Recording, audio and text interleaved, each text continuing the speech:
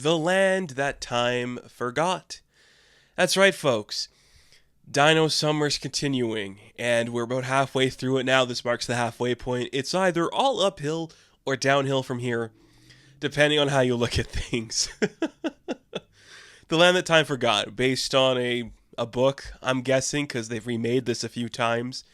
But this is like an older version from the 70s that was made by American International Pictures, which I found to be utterly insane because I can't explain it. I just can't explain it to you. This felt very British. The actors are very British. The sets are very British. The camera we were filming with, it feels very British filmmaking. It's really weird. Like, it is the most soundstagey Doctor Who episode of a thing that we're covering. I find it to be utterly fascinating and still, look, this is number 4 that we're talking about. It's probably number 3. Everything is better than DINOSAURS. But that's the one that's lingering in my mind the most, which is, I guess, something to say. So, The Land That Time Forgot. Do you like movies that have submarines in them? You're going to love this movie. This is a 90-minute long movie. I want to say about half of that time is spent on a submarine. It doesn't have anything to do with The Land That Time Forgot. The first 30 minutes, we are in the middle of like a Cold War during World War II. We have an American guy who's teamed up with some English people. They're fighting a German sub. They're going back and forth. Who's in charge? Who's going to take who down? You won't believe what happens in this thing. It's crazy how this movie opens up. There's like a dogfight underwater. What do you call that? I don't know. A shark fight? I'm not sure. But a vessel for like the American/English side is destroyed. Some survivors, which includes our main guy named Bowen, the girl, and some other assorted gentlemen. There's a million guys in this movie. I can't keep track of who they are. It literally doesn't matter. They get on a boat. They get on this random boat, and their plan becomes, we're going to sneak onto the German sub and take it over. So they get on the German sub, and they take it over. But then the guy who's in charge of the Germans, his name is like Captain von Schuwertz or something like that. Schonwertz? I think it's Schonwertz or something. He's like, I just took it over again. In the first 20 minutes, the Americans take the sub. The Germans get it back. And then the Americans take it back again. Every single person is just so bored in this thing. And I kind of respect it for that. We're not trying to be anything more than what we are. We're just silly and lame. And it just feels so soundstagey. And I kind of came to appreciate it. We're not filming on a real sub. We're not filming in real lakes. We're not in the real jungle. We're just in random places we made look like a thing. And when everyone's got like the vaguest British accent, it just feels very British. It looks very British. I can't explain it to you. It's also got like a old Australian feel to it too. Like a classic Australian TV show. It's like that. I don't know why. I kind of dig it. So now that the Americans have control of the German sub again, they want to take it back to where they can get like, I don't know, just free of the stuff going on. But they have to sail through like a big glacial area. And there's like a little cave to go through. And the captain of the German sub's like, we lost people over here before. We shouldn't go through this. But unfortunately, they have to go through it. So they go through this little hole. And they end up in the land that time forgot. It's that simple. This happens 40 minutes into the film, though. Which I'm like, you know what we're here for. You have 90 minutes.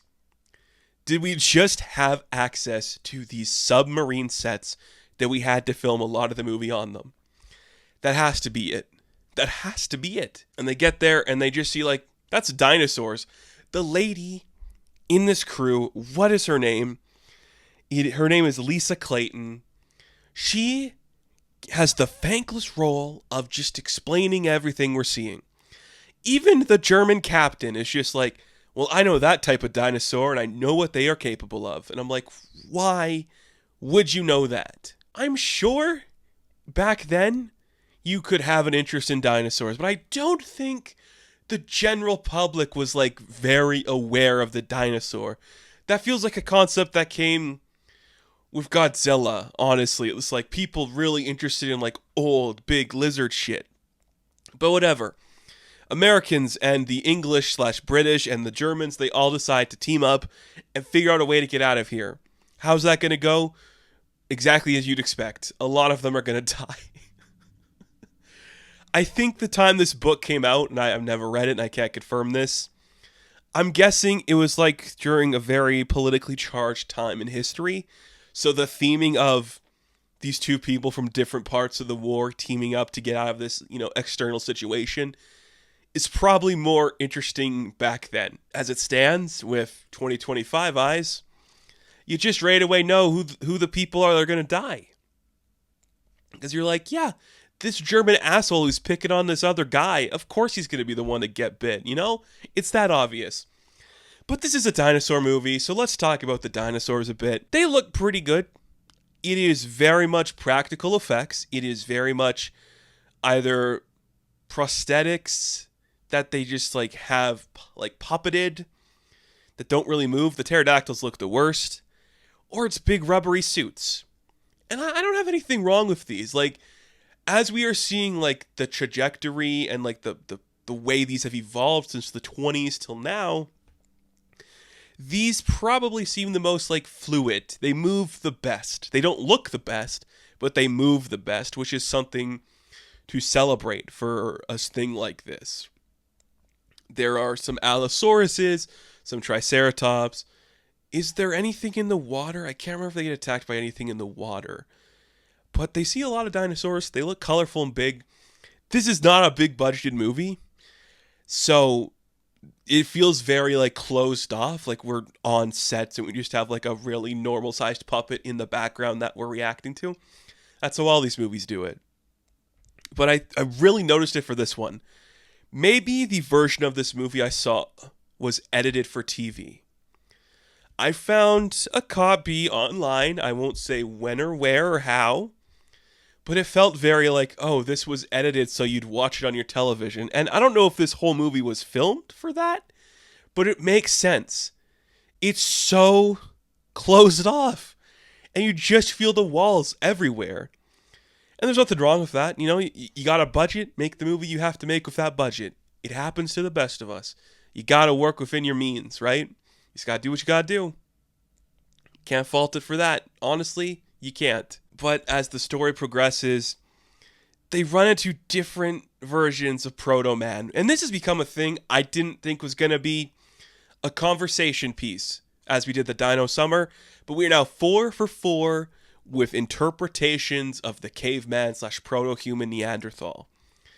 This one feels the worst because a lot of it is white people talking to a lesser than being and colonizing them. They literally put a caveman to work building their huts. And I'm like, what the fuck is happening right now? Is that what we would do? I guess it is. We're walking through the bush. This German guy takes charge. This American guy takes charge. We're going to be here a while. Let's build huts to stay in. We'll use our saws and our tools to cut stuff down and build it. And then if we're going to live here forever, which we very well might, I guess we'll get the cavemen to help us out because this is our land now or something. That's not explicitly said, but you can really feel that energy of like, yeah, we could just take this over. Also, the type of caveman that they meet, there's different versions of like the evolutionary scale. So this one thinks he's going to evolve into like a more human looking guy. And the woman's like, no, you're not. You're going to die before that happens. It's so weird. What a weird element to throw in here. But I guess, what else are you going to do? I don't know. You can only do so much. There's a lot of the lost world in this movie too. Just like the people coming here and all that stuff. It kind of ends the way these all do.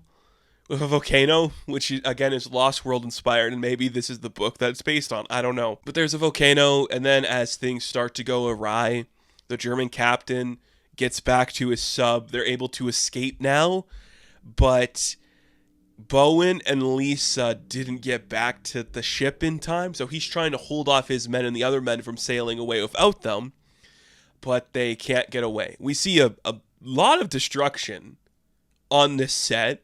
We destroyed the suits, it looks like, for the dinosaurs. It's pretty impressive the way it all collapses down. And then you're like, okay, so it's World War II. We're in submarines. Is this going to end with a love story? Yes. Something that has never been brought up before. Or if it had, it's very minimal. Which is that Bowen and Lisa decide, we love each other and we're going to stay here now. Like, they can't leave, so they have to stay there. But they're like, let's just keep going that way and see where we end up. And that's how the movie ends, with them just walking off into the distance, figuring out maybe there's something there. And he writes like a message in a bottle, and that's how like you bookend the movie, because like it opens up with somebody finding like the message in the bottle, and then we see Bowen write it at the end. And like, that's okay, that's something. That is something. An idea was formed in that capacity. Is it interesting? You be the judge, young reader, dear listener. I don't know. It feels very British. Because everyone's stiff and weird. And the dinosaurs aren't like chaotic towards the people. They're just like animals. And I'm like, this feels less invasive than what American movies do to dinosaurs. They're just existing in this place. I'm like, that's very weird and interesting. I can't fault it for that. I don't hate it. It is just a weird little movie that takes some weird choices, and not all of them are great. But if you want to see equal parts submarine espionage movie mixed with the colonization of Neanderthals, this is the movie for you.